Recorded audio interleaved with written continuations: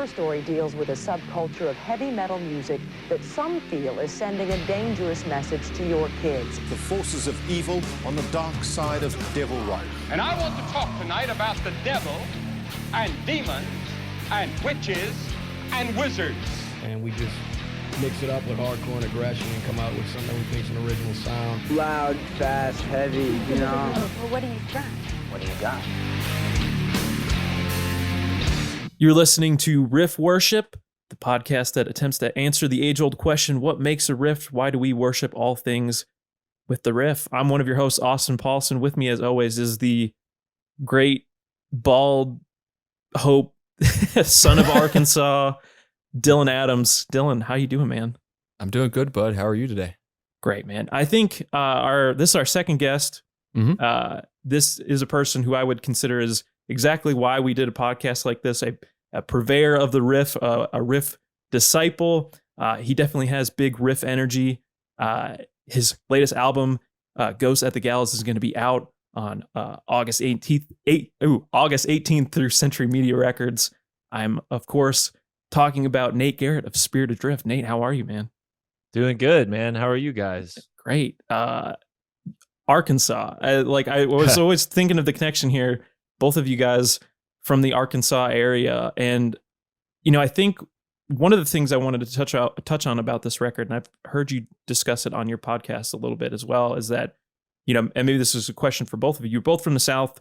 I think it's very clear that your upbringing and the kind of the setting that you grew up in has certainly influenced your writing and this record specifically as well. But I think people love to talk about things that they don't understand. And I wanted to know, maybe for both of you, what do you think what do you want people to know about the South? I'm sure there's a lot of things that people get wrong. Like what is it about that people may get wrong or underestimate about, you know, Arkansas or where y'all grew up? So that's a great question, man. I tend to be pretty long-winded. So Dylan, if you want to give your 2 cents, I'll go after you. Hey, that's funny enough. Austin's been around me for quite a few years, and he knows my propensity to ramble. Yeah. So Southern thing. Yeah, exactly. You can start us out, and I'll just vamp off that. Okay. Yeah. I mean, I was born in Florida. I only lived there like 4 years, but my early memories are, you know, humidity and daily rainfall in the ocean and stuff. And then moved to Oklahoma, which was quite different as far as the landscape, culturally, also a little bit different. And I went to school there from like kindergarten till I graduated high school. Kind of a small town, not a super small town, but small enough that it was so boring that you have to sort of invent your own entertainment, which for me and my close group of friends, you know, we're going to talk about The Darkness, Permission to Land later. Absolutely. That was a soundtrack to like junior year of high school. And there was a lot of just mayhem, man, a lot of like love of music. And, you know, I think people really have a deeper appreciation of things like music, especially like people who have come from the Appalachian region or the Deep South, where there's not a lot of money and not a lot of opportunity and not a lot of entertainment. Yeah. For my ancestors, like in Kentucky and stuff, music is like the only thing they had. It was literally the only, like, if you were lucky, you could get a hold of an instrument. If not, you're just singing, you know? But yeah, I graduated high school, went to Fayetteville, Arkansas to go to college. But the whole love of music and the love of partying and mayhem and bedlam, it just pulled me right back in. So started touring again. But like going to, you know, my first show in Arkansas was a house show, and I saw one band that was kind of in the style of DRI or early COC, maybe even a little early Megadeth. And I saw another band that was somewhere between like Warhorse, Bongzilla, and I Hate God. And both bands were every bit as good as the influences I mentioned. And it's stuff nobody's ever heard of. And then, you know, going to Little Rock, the first show that I saw in Little Rock, a legendary venue owned and operated by the guys from Wake. That's Wake with an R. Saw the Voices of Omens album release, and it changed my life, man. There's a song on our new record, Siren of the South, that's sort of a love-hate relationship, like love letter / death threat to the South. Because, I was just telling my wife a minute ago, I never had an authority figure tell me the truth about anything, whether that was like in the church or the fucking sheriff or the drug education people. I had some good teachers and there were some good people in my life, but there are few and far between. So that's kind of on the bad end of things of the South. There's still a lot of bigotry, closed-mindedness, ignorance, poverty. A lot of that I think is still, even like the South hasn't recovered from the Civil War. But on the other side, I think people are more passionate than anywhere else in the country. There is a real element to Southern hospitality. And I've lived in big cities and I've lived in Southern rural areas, and people in the South aren't going to bullshit you about anything. And I like that. It's real. It's real, for better or worse. It's real. So there's my rant. Go ahead, that's Dylan. great. Yeah. Dylan, you're from kind of a small town in like northern part of Arkansas, or where Northwest Arkansas. Yep. Yeah. So we would, you've heard me say this throughout the years, we would either have to travel roughly about an hour and a half south to Little Rock for shows, or we would have to drive the 2 to 2.5 hours to Memphis for shows. So it was a bit out of the way. But I was born in Anniston, Alabama. Probably spent 6 months there and then traveled around the different states where my father had to work. And then I went back to Arkansas when I was about 3, which is where my mother was born. And I spent a lot of time in small towns. First 10 years of my life, I spent essentially in a trailer park growing up in there. So, very low income housing, low income family, that sort of thing. Essentially a single mother. And around the age of 11 or 12, I moved to a very small area known as Pangburn, Arkansas, which is in between a resort town and a resort town called Heber Springs and a city called Searcy. And that's essentially where I spent my high school years. And you've heard me make jokes about being there for years. To find music, I was in such a hole that I would have to go to the local Hastings Music and like buy whatever magazine was there. I don't know how many Hit Parader magazines I bought, Metal Edge, Early Revolver. I remember picking up the Dimebag Darrell tribute issue that had like a rundown of the top 50 heaviest bands of all time. And most, if not all of those bands I still listen to this day, like seeing Neurosis on there, Strapping Young Lad, all of those bands. I also remember buying whatever book I could find that was about heavy music or hard rock and going like, that's a great band to listen to. That's how I picked up Carcass's Heartwork. I was like, that looks fucking cool. Let's get it. And then it like changed my life. Going to shows, it was like you almost had to dig underground to find it. You almost had to search for water to find the cool shows to go to. I went to a lot of larger shows in that area. And in the Little Rock area. What was that? We talked about it in a previous episode. What was the Mexican restaurant that had a venue in it? Oh, Juanita's Bar and Grill. I feel like I saw Saviors there maybe once with Deadbird. Oh, cool. Might have been Vino's. But Vino's is a pizza place, so not too much different. Nope. Awesome. Vino's, I saw some cool stuff there. I saw a really big tour in like 2007 that was like, a lot of the modern deathcore bands at the time, like Job for a Cowboy's first headlining tour, I saw there. But I also in like 2007, I got to see Wake for the first time. I saw them open for Lamb of God on the Sacrament tour in Memphis, which was a really fun one. But to add to what Nate said, I think a lot of the Southern hospitality is definitely where I think some of the predispositions to the South comes from. That some of us have just learned how to speak. Some of us have never found a toothbrush. Whatever it may be, and depending how you view it, a lot of people down here are very straightforward. It's just learning. It's learning the dialect. It's learning how the approach of the language is. because I've had some great conversations with people throughout my life. You know, everybody in my family is really hardworking people. I spent a lot of time learning from my aunts and uncles and other extended family members, like how to put in the work. And I took that approach to music as well, of like, if I'm going to do anything and accomplish anything with my playing, my ability, whatever it is, I have to do it. Nothing else is going to help me with that. And I took that approach.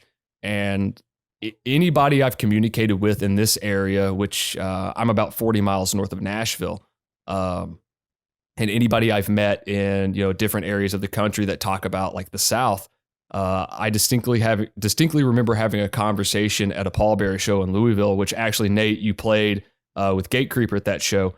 I had a conversation with a guy there about Pantera of all things, because I think all of us in the South that are into heavy music have taken Pantera and internalized it, and it's gone forth with us. It's a lot of people don't understand the effect of Pantera. They hear it, they hear the aggressive side of it and go, here's what it is. But they don't truly understand the roots of the South that music has, and how much heavy music has its footing in the South as well. But, you know, it also adds to all of the bigotry that's still here, that still runs rampant.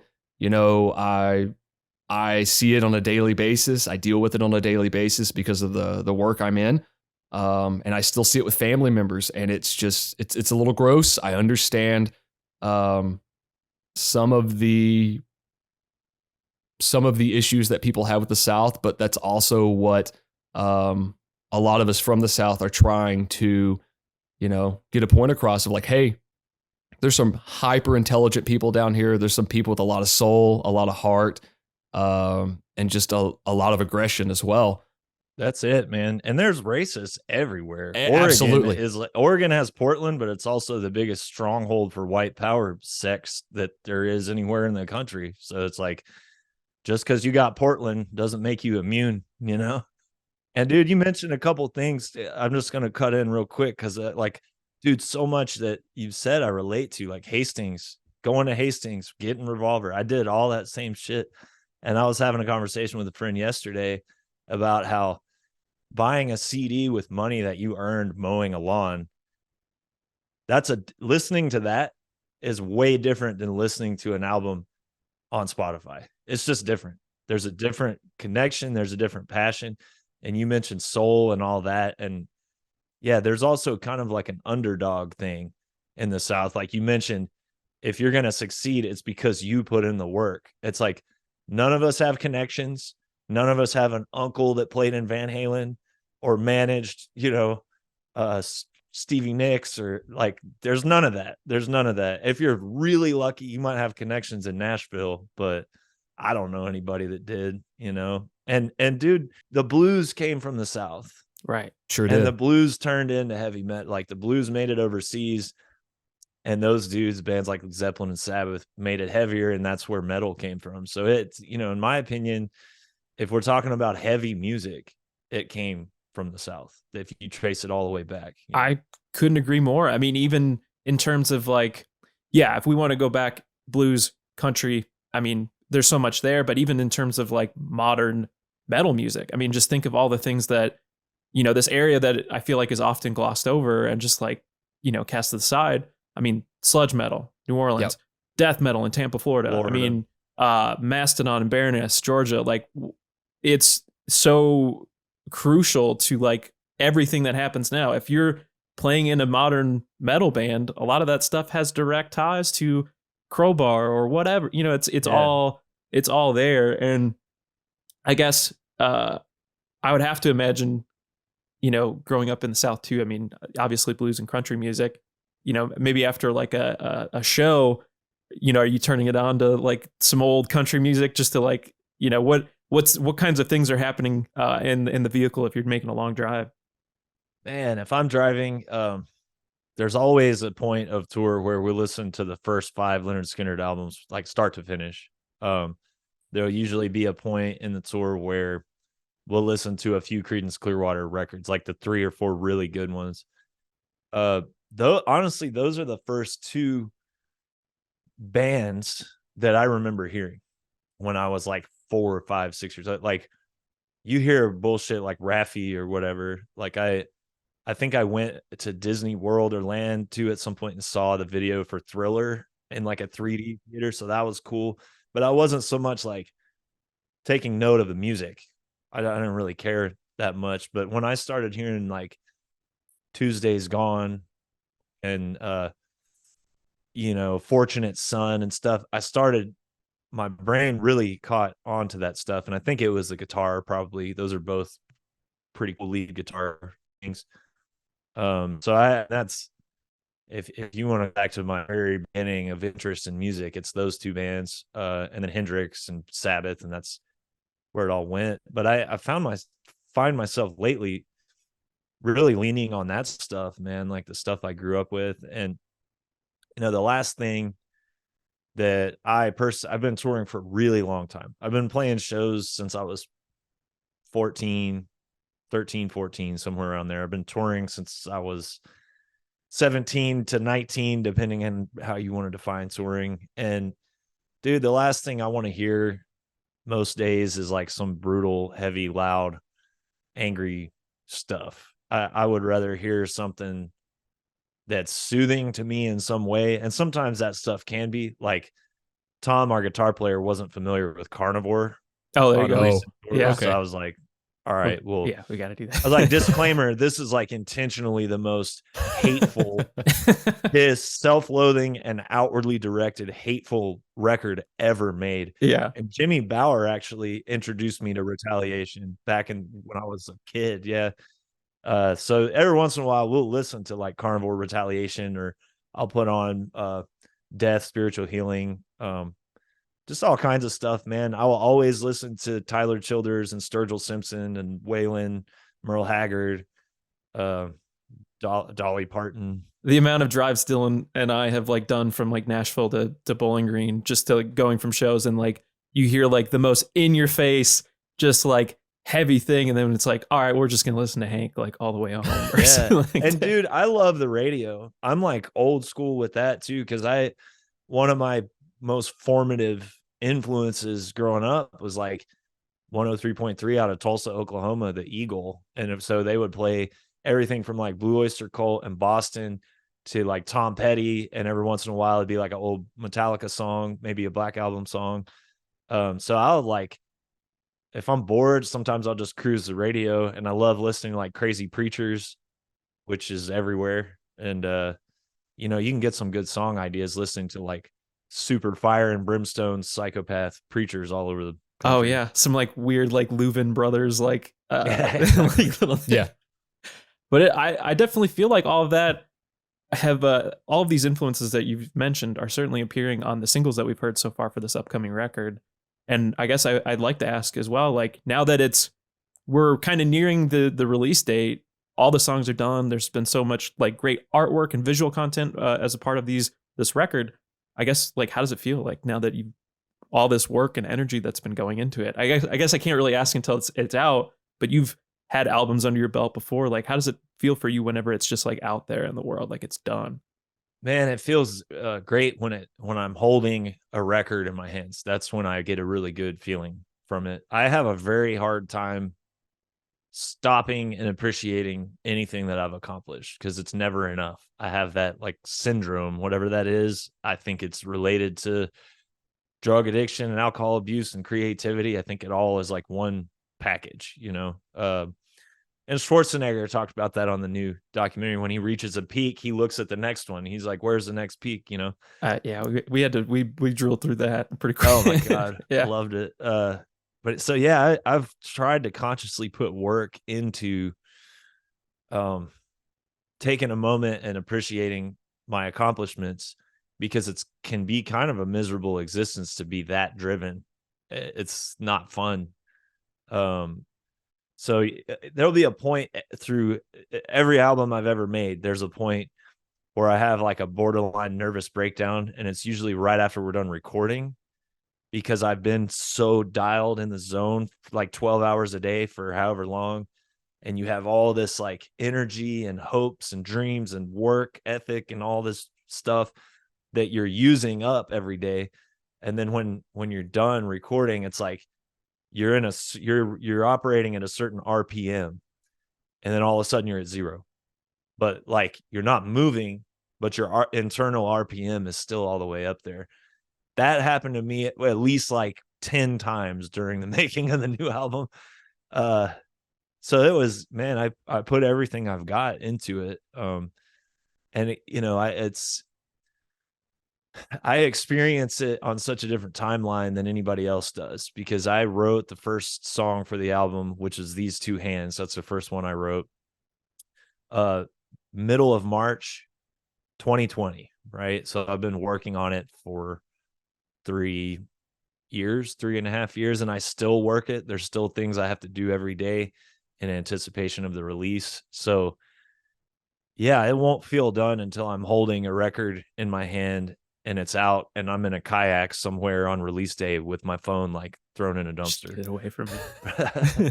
Well, and the other thing about this record too, it seems like, obviously you mentioned like it took over a few years to kind of compile everything, and you spent the recording process in a few different locations. Like you were kind of up in my neck of the woods at Electrical Audio, recording with I believe it was, did I have it in my notes? Who was the engineer that you worked with at Electrical Audio? My friend Sanford Parker. That's it. He's been around, man. He's recorded a lot of bands and played in a lot of really good bands too. Good guy. And then Jeff Hansen out of Red Nova Ranch as well. Henson, actually, like Jim Henson, like the Henson, guy. Got it. Jeff Henson, yeah. What's the difference in recording with maybe like the different studios? Like, were there different techniques that these two like utilized? Was there anything that you pulled from these experiences, like that you would maybe use later on as well? Like, what was the recording process like for these two? Totally. Yeah. I'll try to learn in everything that I do. I've known Sanford forever. My old band in Arkansas actually made a record with him in 2008 at Electrical Audio. Yeah. I got to go see Obama get inaugurated in Chicago in That's person. wild. Too. Oh, wow. Insane. It was like the biggest fucking party I've ever seen. That was while we were doing that record. A lot of mayhem. And yeah, I learned a lot from Sanford in 2008. He was really, he recorded my favorite Wake albums, all my 3 favorite Wake albums. So that's how I got hooked up with him. And he intimidated the shit out of me at that time, dude. He was playing in a band called Buried at Sea, super duper heavy duty stuff. And he just had a death stare, man. He was just a scary motherfucker. Like, come to find out, he's not scary at all. We actually talked about that while we were recording the newest record. I was like, you were fucking intimidating, dude. Something about your eyes. He's like, a lot of people tell me that. I don't get it. But no, he's just fun to work with. We just jive, man. Every producer and every engineer is different. We have big personalities and ideas and beliefs and ways we do things. I love working with Sanford because he figured out really quick, like his style is to be mean, kind of like in the best way possible. Like as far as performance goes, he's gonna, I think he figured out early on that I can totally take like abuse. And so I would like do my best and he would just insult me or give me a look of like shame or something like that. And that's fun for me. That kind of motivation is like real. I like that sort of like a macho environment, and he's a good dude. He knows what he's doing, and he's a really good friend of mine. And that's more important than anything, really, is having people around that are a good vibe. And so Jeff Henson, I met him when I moved down to Texas. The first house my wife and I moved into is like really in the middle of nowhere. And Spirit Adrift got on the cover of Decibel magazine. The photographer came out to my house and he was like, "Hey, do you know that band Duel, Duel from Texas?" I was like, "Yeah." He said, "Man, their guitar player has a studio like right over here." And I was like, "That's not possible. We live in the middle of fucking nowhere. What are you talking about?" And sure enough, this guy, we live in the same town, tiny town east of Austin, connected through the local record store. I got his information, and I was like obsessed with the Leonard Skinner documentary at the time, where they were writing and rehearsing in the Hell House. It was just a shack on the water, like in the swamp outside of Jacksonville. And I get to Jeff's studio and it has that vibe 100%. And he's been around for forever. He used to work with Machine. So he worked on like Lamb of God records and Clutch records. And Jeff and I worked together so well, especially doing vocals. Like when you have enough experience in the studio, you get to the point where you don't need to even examine something. You do the vocal line and you both know what wasn't right with it, and you just do it again. So we got to a point where we weren't even talking. We were just going, just like reading each other's minds. And it was cool to spend a lot of time locally. His studio is only like 10 minutes from where I live now. So I was able to spend more time on the vocals, which is a huge thing. I've always been on like a major time or budget crunch. And the thing that always seems to suffer from that are the vocals. Cause it's like, all right, we got 1 day left. We got 2 days left. Do all the vocals and that's it. This time around, I was able to like do a couple songs, take a weekend off, do a couple songs, take a week off, go on tour, come back. And I've never been that free time wise to do vocals. When I think obviously like the guitar playing on a lot of the Spirit Adrift stuff speaks for itself. It's incredible. The guitar harmonies, I mean, just everything is so meticulous and thought out. But what I think maybe people overlook too is your vocal style is it fits perfectly for what you're doing. And, you know, it's just like these big kind of like soaring like builds. And was there anyone that like, was there always like an itch to be a vocalist? Like, were you trying to emulate anyone in particular when you starting to kind of come in your own in that way? Well, thank you, man. First of all, that's awesome to hear. I appreciate it. You know, I sang in the school choir when I was growing up, and I actually, some of that stuff was useful, the physicality of it, but some of it I had to really actively unlearn when I started singing heavy music. You know, I sang in my first couple of bands in high school, wasn't any good. And then I was in a band, I was in one band in Arkansas where all I did was sing, and it was more of like a punk band. So I was screaming. I was really into Annihilation Time at that time. Tank Rhymes. Yeah. And we were just ripping off Annihilation Time hard. It was a really fun band. But after that, I did a 3-piece where I was on guitar and vocals. And it was like I was really going for like a wino thing. So like Spirit Caravan or Obsessed or Hidden Hand or somewhere in there, you know. When I started Spirit Adrift, I tried like harsh vocals at first. I was really into that band Lost from Nashville at the time. My first Nashville show ever. It was Lost opened, Weed Eater played in the middle, and then it was St. Vitus to kind of tie it all together. This is that's it a was great show. What did Wino say, Dylan? Play the heavy one, which is like it's like, come on, man. Like, all right, this is good. I just saw him at Hellfest, man, and got to catch up. He's a good bud, man. Such a fucking cool guy. Very humble. So when I started Spirit Adrift, I was trying the Lost vocals, and I was like, this ain't gonna work. And you know, I was big at the time into Warning. So Patrick Walker, still one of my favorite singers, and Yob. Mike's one of my favorite singers ever. He's the only dude to me that does cleans and death metal vocals, and it's not lame at all. Yeah, the way it contrasts like between the two. He's really, really good at both of them, and they both sound unique. And nobody that does like cleans and harsh vocals nails it like him. No. And I was really into Pallbearer at the time. They're good friends of mine. Watched that band form and watched them come up, and it was so inspiring. So I was kind of going for that. You know, in the beginning, I did everything ass backwards with this band. Usually you form a band with other people, and then you jam and you write songs and you play shows, and then you record, and then your band gets bigger, and then you start touring and stuff. I just started doing stuff. Like I just wrote all the songs, played all the instruments, did the vocals, didn't put any effort into like pre-production or making sure that it's good enough before I put it out for the whole world to hear it, you know? So anybody that's been following this band, you've seen me get better in real time. You've heard me get better in real time. I'm literally learning on the job. And that's why I really believe and know in my heart that every release that we've done is better than the previous one from a technical standpoint, whether you like the songs more or the sound of it more or whatever. But I know I'm doing a better job. I got really obsessed with Halford and Dio and, oddly enough, George Jones. Strictly from singing is a very physical thing, and it's a very tricky thing, and it's a very amorphous thing compared to drumming or guitar. So with the guitar, it's like you hit this string with your right hand, you put your left hand here, and that's the note.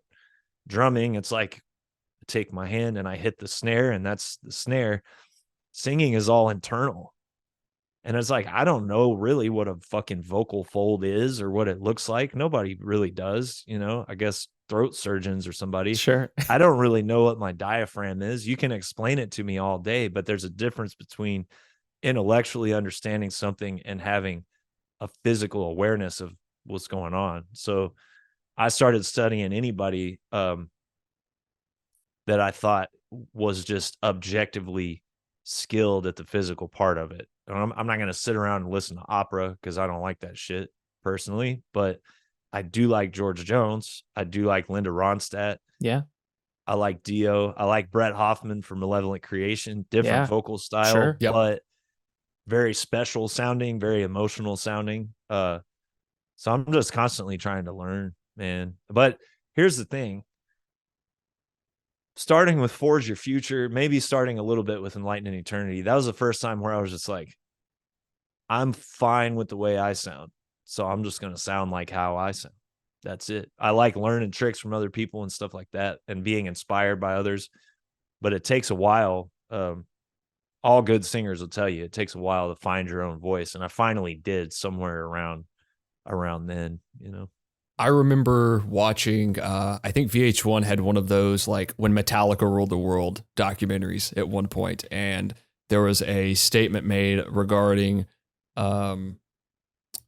Hetfield's vocals on the No Life to Leather demo and the Kill 'Em All album. And I think during the practicing, they kept saying, hey, you're trying to emulate Vince Neil. Quit doing that. Just try to sound like yourself.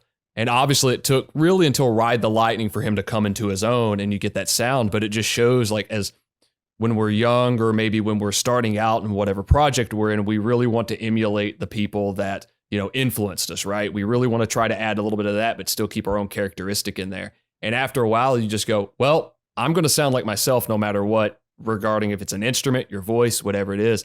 Yeah. All the sums make the whole, but there's still a character of you in there.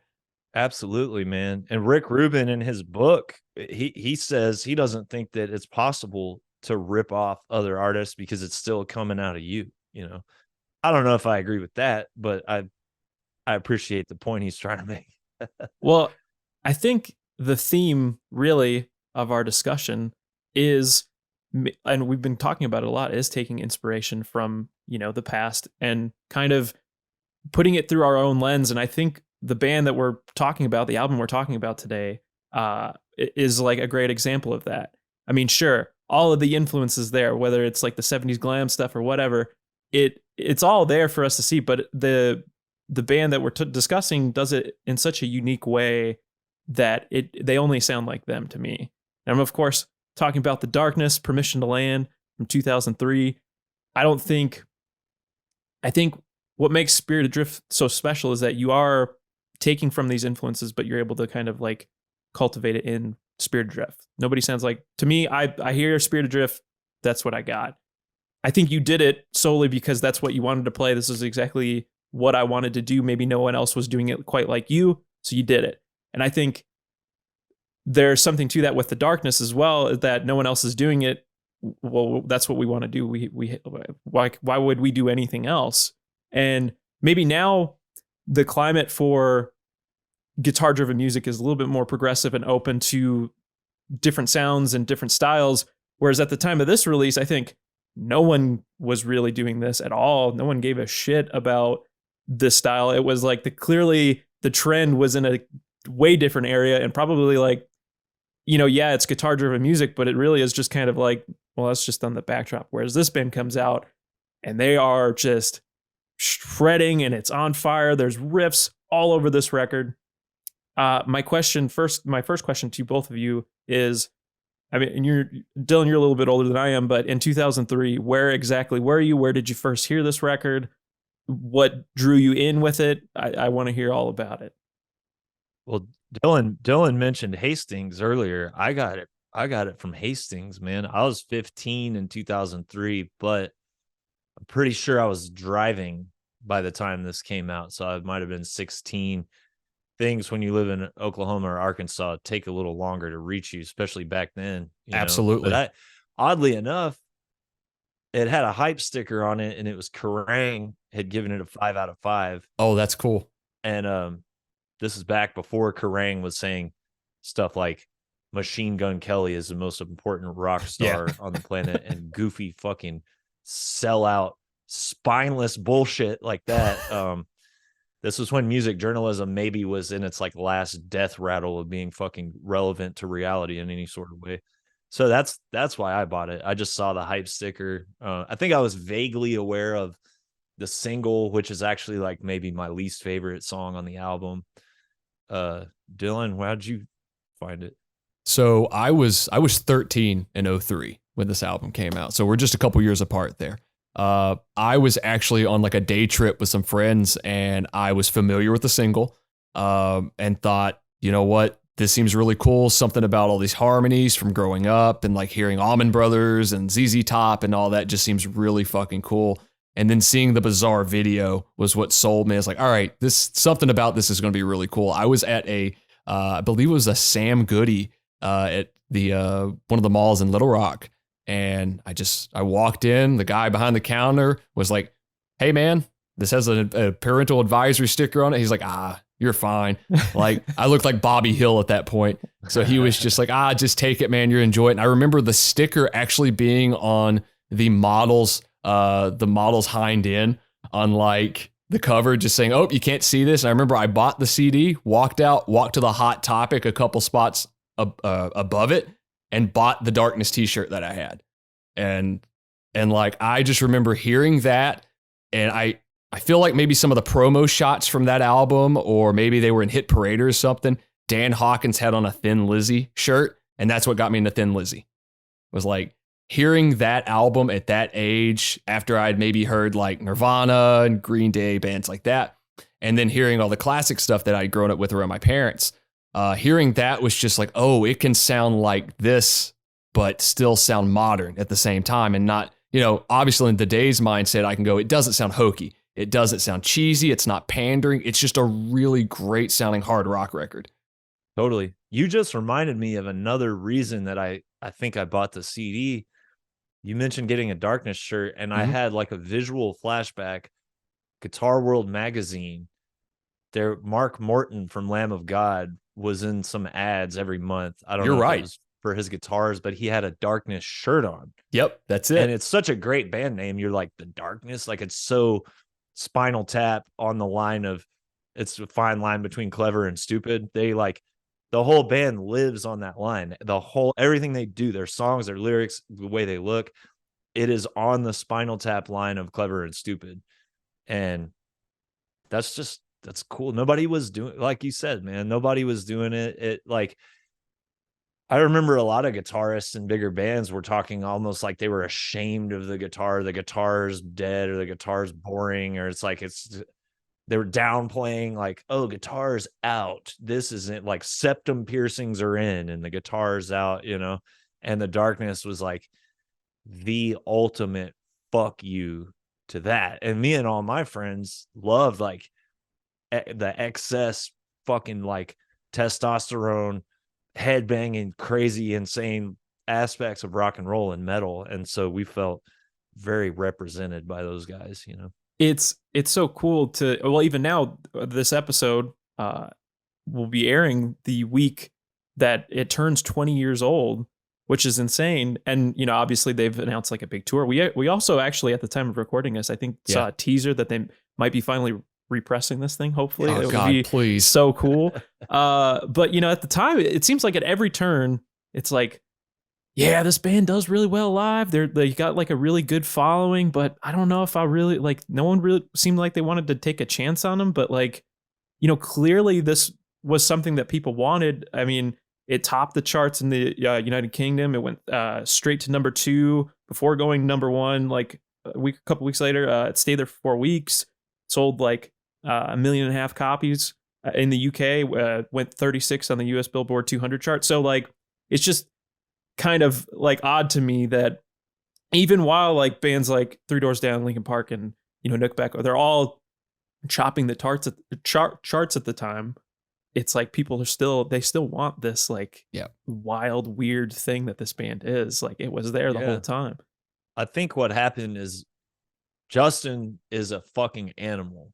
Like that, the guy is born a fucking animal. And I think the quick success, it's like an age-old cliche story of a young dude getting too much success too quick. Because I know he was doing like $200,000 a year in cocaine between the first and second album. And another thing I noticed that happened is Pitchfork, another thing that was like super relevant at the time, still like somewhat relevant. They actually gave Divided by Darkness like an 8.2 or something. I could not believe that shit. My friend Andy from Austin wrote the review. That's he's a good guy. He knows what's up. Yeah. But dude, Pitchfork like loved the first record, shit all over the second record. And I didn't think the second record was that bad. I didn't think it was as incendiary as the first one when it came out, but it was pretty solid. You know, I mean, they started off with him like snorting a line on the microphone. Like, when I heard that track, the One-Way Ticket track, I heard it and was just like, okay, it's the same vibe. It's a little more simplistic, but when I heard the big chorus, I was sucked in. Yeah, it was just like, oh, killer. I was like, this is fucking great. This is what I want in a rock and roll band. Like these are great hooks. People decided they weren't cool anymore all of a sudden, and then I think the problem with having a shtick like that, whether it's costumes or whatever, is it works in the very short term. I think a lot of the people that bought that Darkness record did it because of the video or because of the novelty of it. And those people are not loyal. They're not loyal. They probably moved on to fucking whatever else came next after that. I don't know. Those are the type of people who probably bought the CD because it had the Macarena on it. Yeah. You know, and then they just forget. They're like, oh, that's cute. And then they forget. This was such a weird time for like hard rock music in general. Like, it was obviously, as Austin touched on, it was kind of in that weird post-grunge kind of era where no one really had solos and everybody was taking the Lane Staley vocal approach, but doing it in a really terrible way.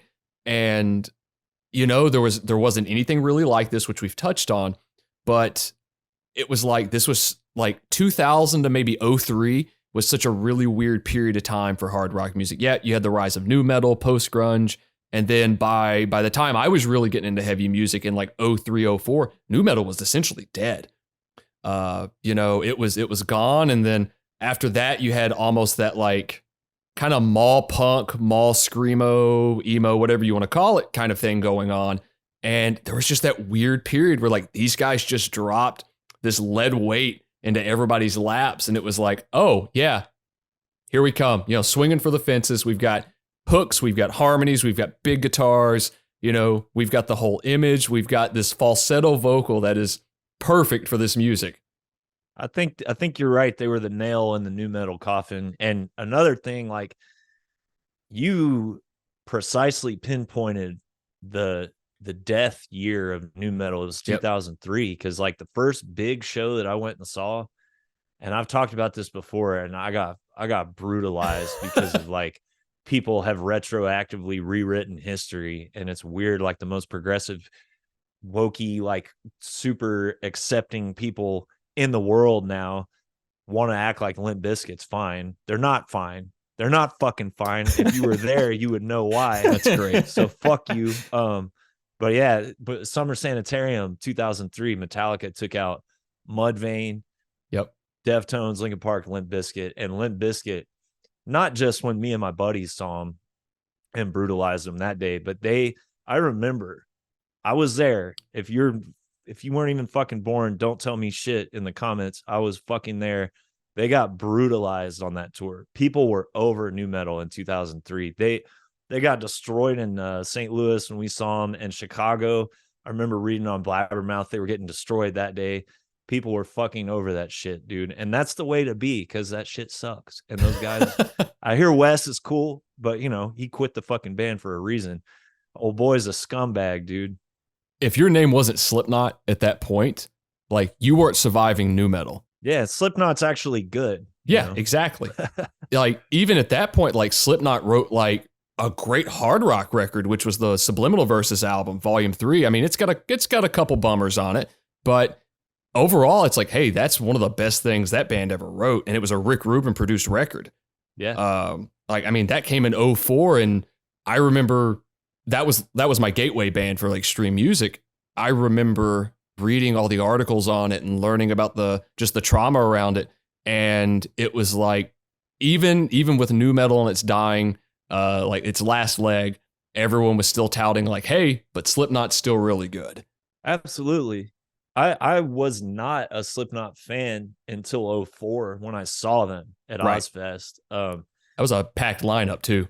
Dude, ridiculous, life changer. But I appreciate Slipknot more now than I did when they came out, for sure, because my experience with the whole thing was like, I was ostracized in a small town in Oklahoma for wearing metal shirts and listening to metal, having long hair. Absolutely. When Slipknot hit, all of a sudden everybody's doing it. And I'm like, you motherfuckers were just bullying me literally last week. And now y'all are like fucking basically culturally appropriating my shit. You know?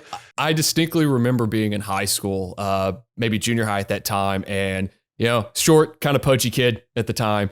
And I may have had a Megadeth shirt on, and I remember some like jock dick was like, just grabbed me by the hair. Like I was growing my hair out at the time and like twisted it and all that. And I remember going to my dad's in the Carolinas for the summer, coming back, same kid had a Pantera shirt on. And it was just like, it's like, no wonder I'm jaded. At 33 years old. Like I get it. Of course it's Pantera, dude. Yeah. Of course. Yeah. Everyone's got to hear a walk, and like, it's the biggest walkout track of all time. It's like, all right, man, have fun with that. I'm going to go listen to Trendkill.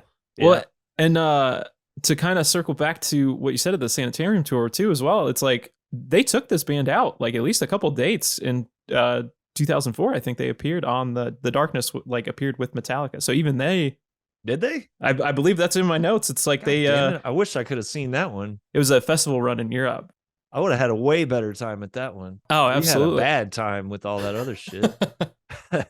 The festival run that you've been on, you just came back from, like wild. It seems like, how have you had any time to just like sleep? But you know, what was it like? I mean, the Metallica played twice, 2 dates, right? And on Download. Yeah, and we lucked out and played the Saturday with them same day. Dude, yeah, I've been known to like not sleep, especially when I was getting fucked up back in the day, you know, in my 20s. It was like I would not sleep, but I broke my record for most consecutive hours awake like twice in a row. We were only over there for a week, you know, so it was crazy. Yeah, and a lot of that was just like adrenaline, I think, because we played Download. We had a really good slot thanks to this dude Cam that works with Download, who's like a legitimate fan of the band. He put us on at 5:30 p.m. on Saturday, man, which was a fucking trip. Like we played a tent stage, but like as far as the schedule, we played after Municipal Waste, after Carcass, after Clutch. We were like, what the fuck? So he hooked it up. It was great. And you know, watched a little bit of Metallica. I'm gonna be totally honest, they were struggling first few songs. I think their in-ears were giving them grief and stuff, because like everything I've seen on YouTube is killer. James sounds better than he has in 20 years, I think. I agree. And Lars has been playing really good in what I've seen, but I just think they were having a tough time getting going. And we actually had to leave because we were playing a fest the next day in the Netherlands again with Municipal Waste and Clutch, and actually got to watch everybody. Municipal Waste, just kind of like also another band kind of taking maybe influences from yesteryear, but I mean, that was what got me into new music. That I would say they're easily one of the most important bands within the past like couple decades. Cause 100%. Yeah. And you can hear their influences, but when it comes on, you know, it's them. yeah, I know Tony's voice like Yeah. that. They Like, just have a personality, man. yeah. So you getting to watch them like throughout this kind of week must have been cool to see how like, I mean, obviously they're no strangers to Europe and you yourself, but you know, just it seemed like such a blast to be able to do that in such a short period of time. Yeah, it was, man. It felt like we were on tour together. I've known those guys for a while. I told a story on my podcast about the first time I met them. Actually, I was 18. It was like right when Hazardous Mutation came out. Involved a lot of beer, going to Kansas to get real beer, you know. But I toured with them. I toured with Tony and Phil when they were in Iron Reagan. Yeah. Mm-hmm. And they're just good dudes, man. They're really good dudes, and they work. I've been watching them firsthand work as hard as anybody that's ever done this shit since, you know, for 20 years now. And it's just inspiring. And they're a good example that you don't have to get jaded and you don't have to lose the love of it, you know? So yeah, it felt like we were on tour with them pretty much. And we ended up doing 2 shows with Guar. And I'm glad I waited to watch the Guar documentary that's on Shudder. Oh, I I haven't just seen it watched it. It will make you cry if you. Oh, have a great. fucking- Awesome. I've watched that thing probably 3 times. I've subjected my girlfriend to it because it's Yeah. so great. I bought a physical copy because I had to have it. It's fucking beautiful, man. If It's you a have any great heart at all, documentary. it'll touch your soul. And I'm so glad I waited to watch it because I would have just been like so awkward with those guys and like so much more of a fanboy. They're so cool. So cool. They were so nice to us. The first day, it felt like we'd known each other for a long time. So we'll probably do.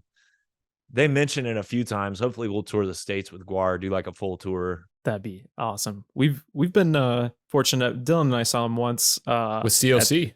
yeah, that's right. It was the original lineup. Yep. The 3-piece, right? The 3-piece, Yeah. yep. And Oh, then wow. what was it? We were like, I just remember being blown away. It was post Odorous passing, but just being in a Waffle House booth, just covered in fucking fake blood, like eating loaded hash browns. Yeah, I was doing that in Oklahoma. I saw him Sounds of the Underground, man, 2005. Like Oh, the wow. very, very That first- initial sounds. Yep, very first one. Then yeah, we played Hellfest, man, with Iron Maiden, and I mean that was like, if I had to do a top 5 like best days of my life, that would be in the top 5 for sure. I don't want to upset my wife and not say that getting married was number 1, and it was, but yeah, like I gotta say, Hellfest was number 2 probably. It just, everybody I've ever known that's played there says it, but you really just I feel like anybody that's into metal should figure out a way to make that happen, whether you're playing or not. Just like it's the coolest thing in the world that you could ever experience if you're into metal. well, and it's funny with Iron Maiden, and like again, your band is kind of also built around this like like the twin guitar style. Obviously, they have 3, but like even the Darkness, you know, Justin and Dan, just kind of going back and forth off each other. You know, obviously you're a big fan of Thin Lizzy, as we are. Judas Priest, Metallica, Carcass, even, you know, Bill Steer and Michael Emmett. I mean, you literally have a guy who used to play in Carcass now with Tom. How did you guys meet? Like, what makes it about Tom that like fills out that kind of like twin guitar thing that you guys have? He's like old school fucking guitar hero that he looks up to all the same bands and same guys that I did. Yeah, Tom was playing lead for Carcass, and we played a Decibel Fest together on the East Coast. Then I met him. I was on tour in the Bay Area, and he came into the green room because he's in a band with Matt Harvey from Exhumed. We were on Pounder. tour with Exhumed. Yeah. And Tom came in, and somebody mentioned Spirit Adrift or something. He was like, "Oh, you're the guy that's in Spirit Adrift. I fucking love that band." And I was like, "What? You're in Carcass? Like, that's cool." So we became buds, and we ended up playing the Decibel Metal and Beer Fest on the West Coast that same year. And I ran into him again, and you know, we had at that point Spirit Adrift was sharing 3 members with Gatecreeper. So we had split up, made the decision to split up the bands. Mhm. It was just kind of an untenable situation, turning down tours and everything. So I knew that there was going to be a lineup shift, and I was still like kind of keeping an open mind about how that was going to go down, you know.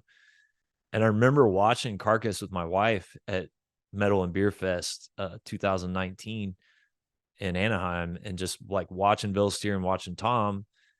And I said to her out loud, I was like, I don't have a fucking guitar player like that, you know? And COVID happened and all this shit was going down. And me and Tom, we had stayed in touch, and he ended up, he's a British citizen, but he lives in the Bay Area. Oh, no kidding. Yeah. And he had some green card issues. And unfortunately, fortunately for me, unfortunately for somebody, Carcass had to get another guy because they needed to tour, and he just couldn't. Like, he was concerned if he left the country, he would get stuck back in England or whatever. And we just kind of were going from fill in to fill in at the time. Our friend Leanne played for us on the Yob tour that we did in Europe. She's fucking awesome. Big fan of her as a guitar player and a person. But she, you know, she couldn't quit her job and this and that. And so I got a hold of Tom, and he was like, yeah, let's do it. And we did it, and it's badass. Dude, and he plays lead on the new album. I do too. But it's like, there's been moments in my life where really my guitar playing got like forcibly stepped up. You know, my old band did a ZZ Top cover set, and I was like super obsessed with getting it just right. That was a huge leap in my guitar playing. One of the biggest leaps in my guitar playing has been like making sure that I'm not getting smoked by Tom Draper on the new record. But that's what I love about all these bands, is really that, like, you may underestimate maybe the singer, but he still brings it too, you know, like with Justin, it's like, Oh man. to have such a full, like, just well-oiled machine like the Darkness is pretty incredible. Well, yeah, And to bring it back to them, man.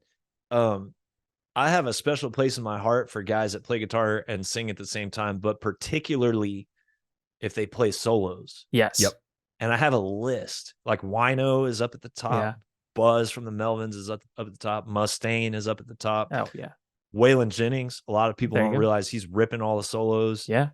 And I remember when Permission to Land first came out, there's a couple late night TV show performances you can find on YouTube. The one that I'm talking about, I had to like dig and dig and dig to find out that it even actually existed. It's not on YouTube. There's like hardly any record of it, but it was, I think, Letterman. I was just looking it up the other day to prove to myself like I wasn't crazy. I think it was Letterman, and it's the year the record came out. And I don't think I'd seen the music video or anything. And I remember watching them, and I was assuming that Dan was going to rip the solo, because Justin's like singing, which is like really demanding physically and mentally what he does.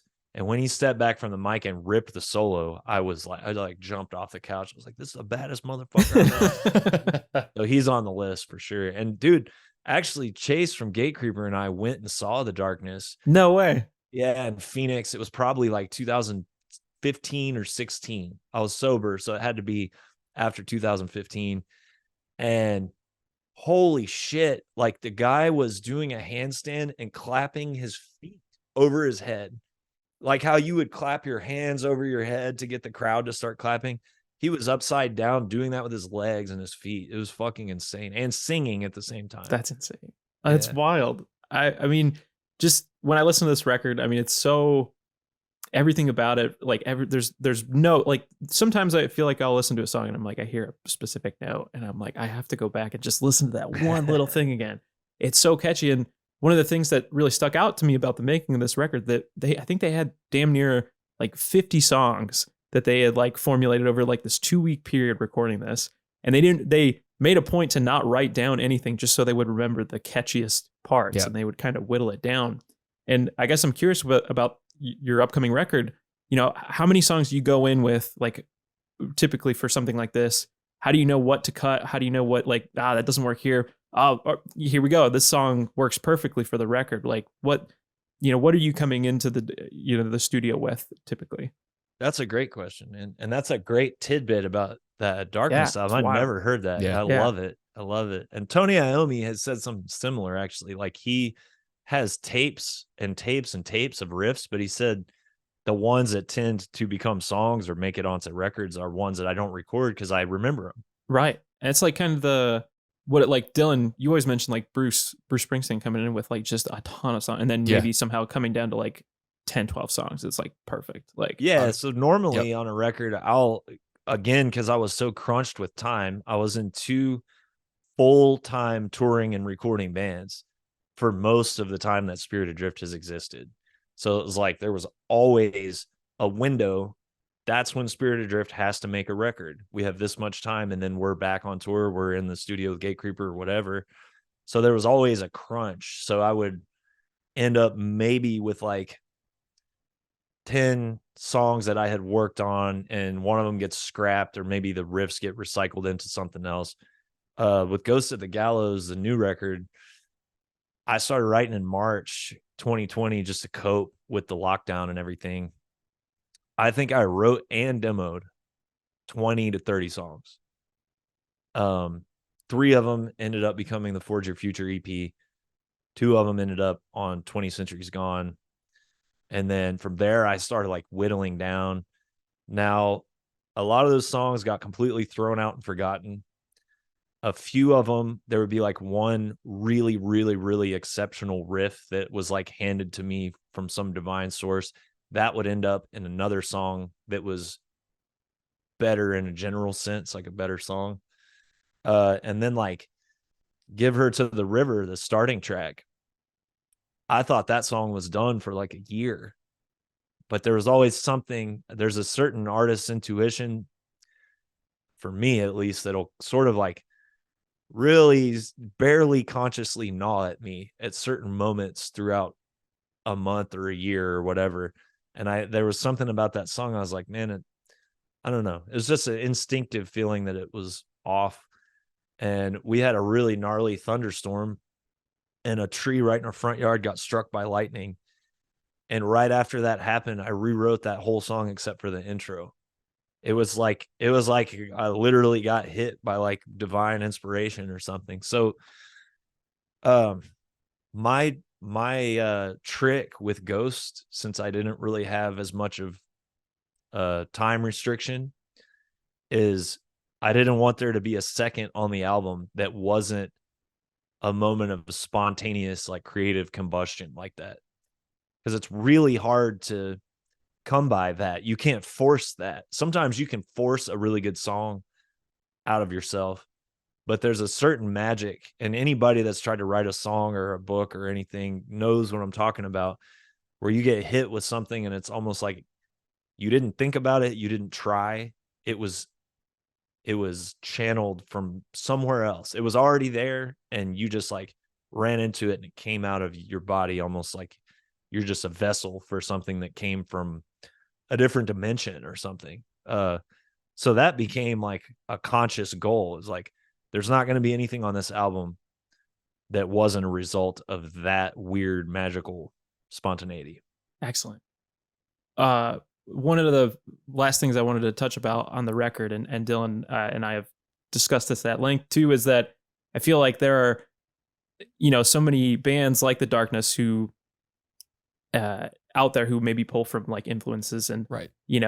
There are a lot that don't do it well. I'll say that. You don't have to name names, but what I guess I do want to touch on is that bands like yourself who are able to kind of take from the past and do it in a like contemporary and like unique creative way. Are there bands that come to mind for you like in recent years that kind of do that thing without like just it's verbatim and it's like not great? We've all listened to those bands, but I just think of like like Dylan's called Baroness like modern day like heavy metal Allman Brothers for years or something like that, but like like Tribulation comes to mind, or like bands like that. I don't know.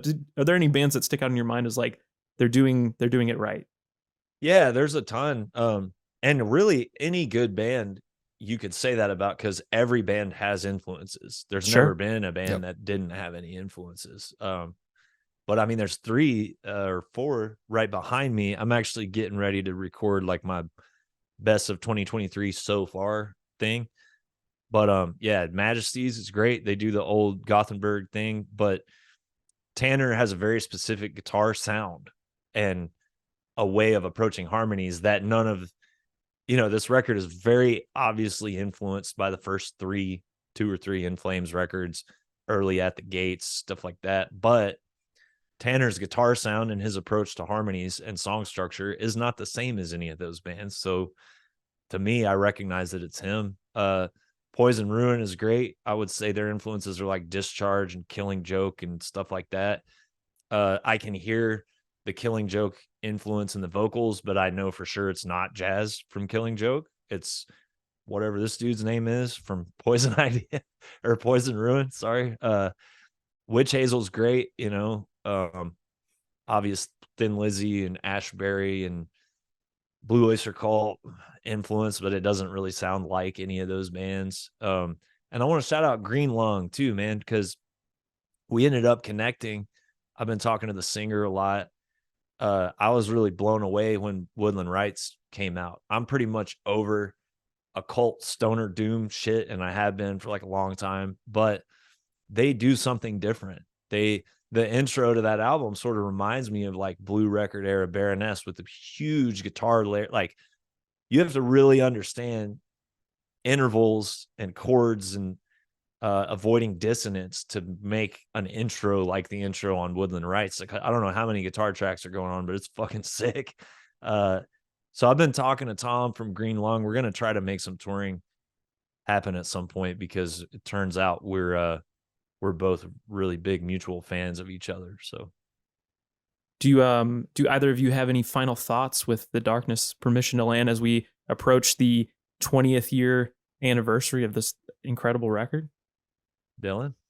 Well, for me, it was a big, big album for my adolescence. I don't think I realized it till much later. And when it came to, I started out as a bass player, still am, but when I picked up a guitar for the first time and I felt those harmonies come out, the layering, the writing that way coming out, all of those old influences. I can go down to one part on this record in particular that really sticks out, and there's a lead break in the song Friday Night. I knew that it. has that's that harmony, and it stuck with me for the rest of my life. I hear that to this day. If I'm working out in my garage and it's on, I get chills immediately. That song and Growing on Me in particular are the two that really did it for me with songwriting, riffs.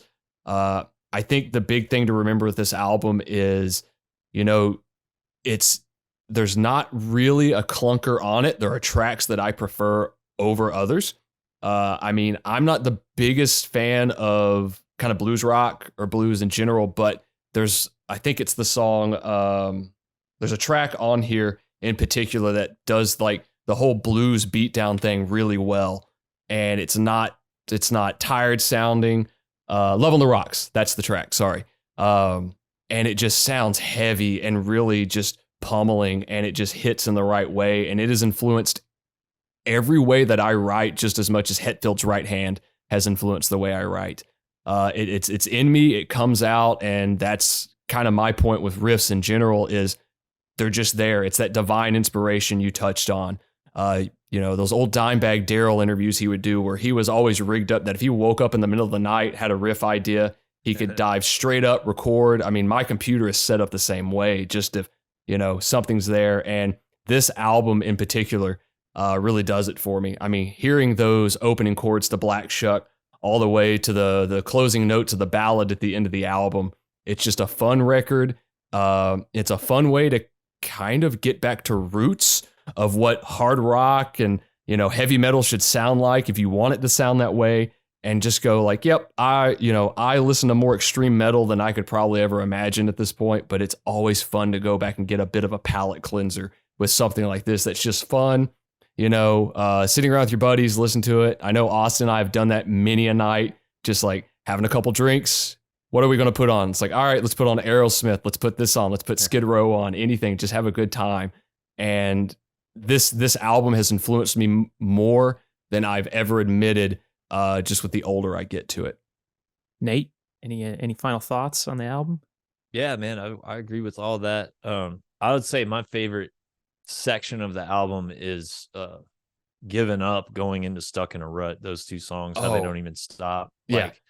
Like when the snare hits to start Stuck in a Rut, it's like a pure adrenaline rush. But I knew you were talking about Friday Night before you even finished the sentence. That's another highlight. And yeah, that's that Thin Lizzy Priest Maiden shit, you know.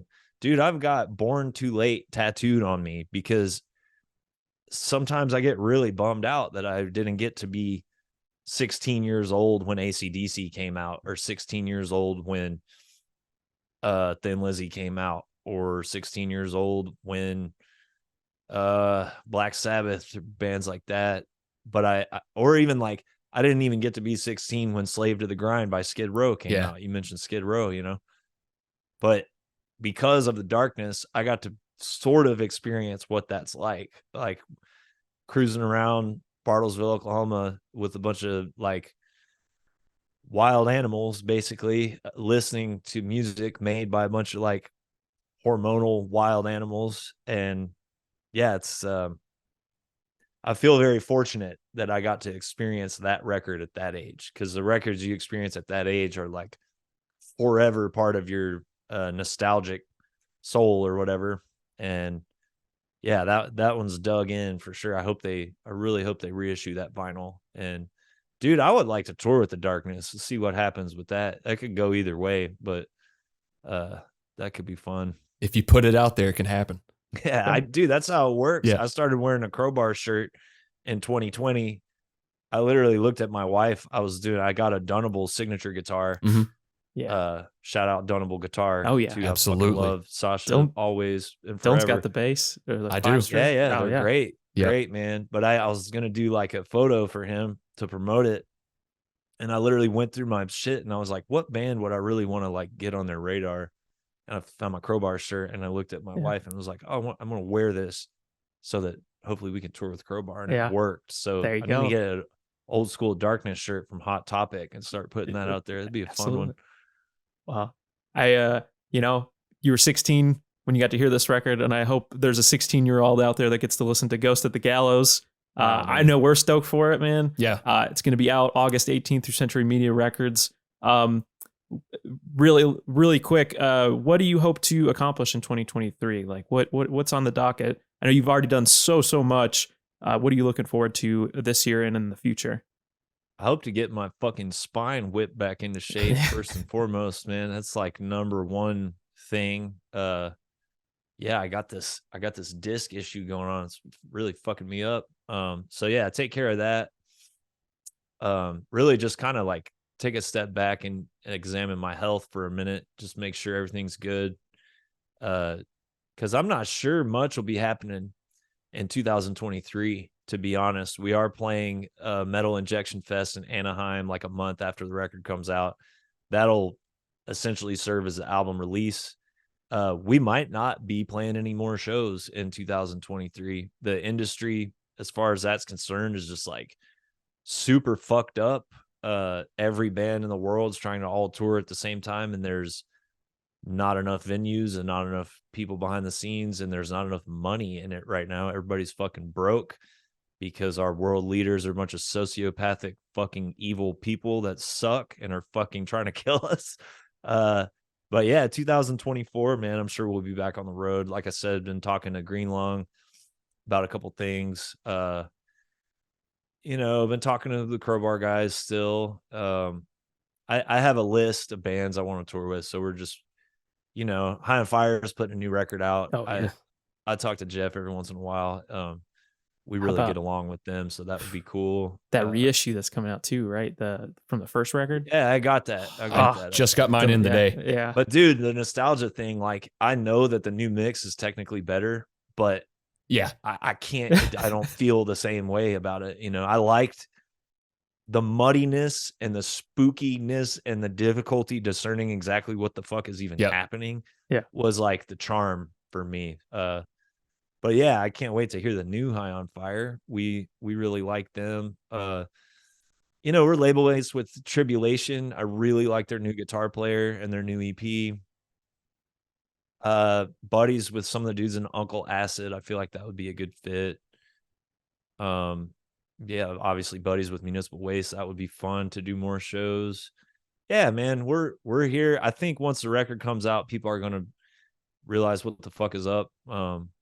And hopefully I'll get my body and my mind right, and when the time's right, we'll be back on tour. Well, I can't thank you enough. Please check out the record Ghost at the Gallows, coming out August 18th. There's some singles out now. Listen to Big Riff Energy podcast, man.